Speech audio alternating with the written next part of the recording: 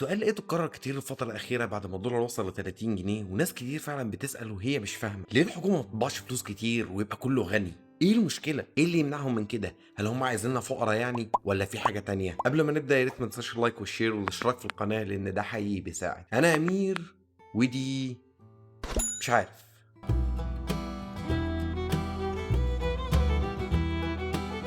خلينا في الأول نوضح القانون الرسمي لأي اقتصاد في العالم، هو قانون العرض والطلب. يعني إيه اللي مخلي الذهب غالي وعصير القصب رخيص؟ ببساطة الندرة، يعني كمية الذهب اللي موجودة قليلة ونادرة، فبالتالي لما الطلب عليه يزيد سعره بيزيد، بينما القصب مرطرط في كل حتة فالطلب عليه بيقل وسعره بيقل. فلو حضرتك طبعت فلوس بزيادة هترطرط في السوق وقيمتها هتقل. قيمتها بتقل ازاي بقى؟ مش في ساعات والدتك بتيجي تقول هي الدنيا جرى فيها ايه؟ انا كنت زمان بنزل ب 10 جنيه السوق، بنزل اجيب طبيخ ورز ولحمه واخد الباقي وارجع. دلوقتي بنزل ب 100 جنيه وتخلص في ساعتها، يبقى البركه قلت. لا والله يا حاجه، هي البركه ما قلتش. بس ايه الموضوع؟ الموضوع ان عدد سكان مصر زاد جدا، فبالتالي بقى في ناس كتير عايزه تاكل، فالطلب على السلع بقى اكتر، وانتاجنا من السلع دي زي ما هو، وبالتالي السلع دي سعرها غلي. والاسعار لما غليت ال 100 جنيه ما بقتش تكفي. وده بالظبط اللي هيحصل لو الحكومه طبعت فلوس كتير. الناس هتبقى عايزه تشتري اكتر، فالسلع الطلب عليها هيكتر، فبالتالي هتزيد اكتر. وساعتها هتيجي الست الوالده تصوت في البيت تاني وتقول لك هو في ايه؟ انا بقيت اروح السوق ب 1000 جنيه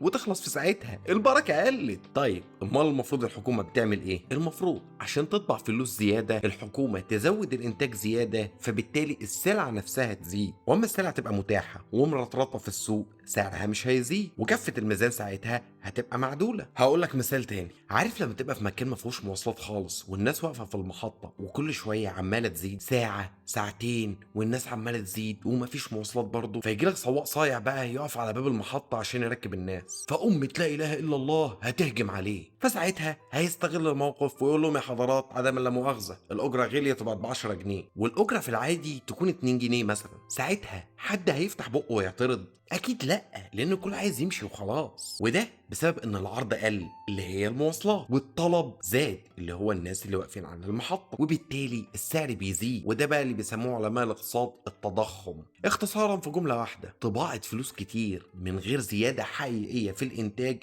بتؤدي للتضخم. جميل. ايه التعويم بقى اللي الناس كلها عماله تتكلم عنه اليومين دول؟ ده معناه ان البنك المركزي مش هيتدخل في تحديد سعر العمله، هيسيبها براحتها حسب قانون العرض والطلب اللي احنا لسه متكلمين عنه. هو بيتدخل بس عشان يحدد الحد الادنى والحد الاقصى، وده اللي بيسموه التعويم المضار. فلما الطلب يزيد على الدولار بشكل كبير سعره هيزيد، ولما الطلب على الجنيه يقل سعره هيقل. السوق بقى هو اللي يحدد سعر كل عملة حسب العرض والطلب. طيب هو تعويم الجنيه ده بقى حاجة كويسة ولا وحشة؟ والله حسب حضرتك قصب ولا ذهب. يعني هل صادراتك كتير فالعملة بتاعتك الطلب عليها زايد؟ لو الطلب زايد يبقى التعويم فيه فايدة ليك لأنه هيزود قيمة عملتك. أما لو حضرتك بتستورد بس وعملتك مضروب بيها الجزمة ومحدش معبرها يبقى هيتخسف فيها الارض. طيب والحكومه بقى ممكن تخلي الطلب يزيد على الجنيه ازاي؟ والله في حاجات كتير، منها مثلا مصر جنب الصين واليونان هي من اقدم 3 دول في العالم اللي ما تغيرش حدودهم نهائيا. عندها بحرين ونهر وتلت اثار العالم حسب ما يقال، و11 بحيره طبيعيه، واكبر بحيره صناعيه اللي هي بحيره السد العالي، وثروه محجريه وقناه السويس. وعندها مسارين موجودين في سينا مش موجودين في اي مكان في العالم، مسار خروج اليهود ومسار العائله المقدسه السيد المسيح والسيده مريم. وعندها الاهرامات واحده من عجائب الدنيا السبعه، ودي لوحدها كفايه. لو استغلينا كل ده بشكل مثالي قادر ان هو ينقل اقتصاد مصر كلها في حته تانية ويضاعف الاحتياطي المصري من النقد الاجنبي، وده من السياحه بس. الحاجه التانية زياده الانتاج من خلال خلق فرص عمل جديده. مصر رسميا عندها اكتر من 109 مليون انسان، 48% منهم في سن الشباب والعمل اللي هو من 18 ل 55 سنه. نسبه زي دي بتحلم بيها دول اوروبا ومش لاقياها. وبرضه البطاله عندنا وصلت ل 40%. لو استغلينا الموارد البشريه دي وخلقنا فرص عمل انتاجنا هيزيد بشكل لا تتخيله، ومش هنبقى مجرد مستوردين وخلاص زي ما هو الحال دلوقتي. تالت حاجه منع الاستيراد من الخارج والاكتفاء ذاتيا وناكل من عرق جبيننا. مصر لحد دلوقتي بلد بتستورد بس ومش بتصدر الا حاجات بدائيه جدا، وبالتالي محتاجين دولارات اكتر عشان نستورد بيها احتياجاتنا دي. يعني احنا اللي بنزود الطلب على الدولار،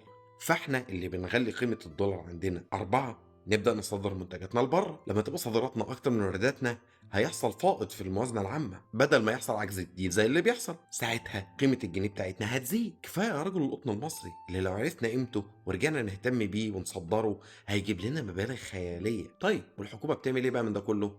انا مش ناوي اتكلم في الموضوع ده لاسباب كلنا عارفينها. نعوم الجنيه او نخفض قيمته ده ملوش اي ميزه خالص. والله ميزته ان ممكن الفرق بين السعر الرسمي وسعر السوق السوداء يقل شويه زي ما بعض الخبراء بيقولوا، او حتى تختفي السوق السوداء كلها، وده ممكن يجيب استثمارات اجنبيه، ممكن يساعد على انتعاش الصادرات لان السلعه لما سعرها بيقل بيساعد على تصديرها. بس للاسف احنا مش بنصدر اصلا.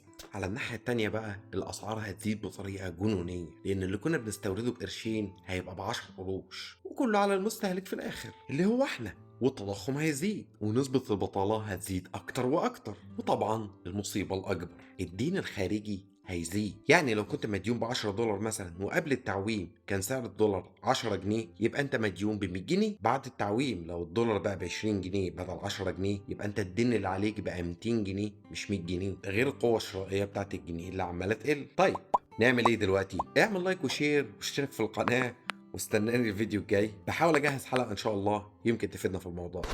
سلام.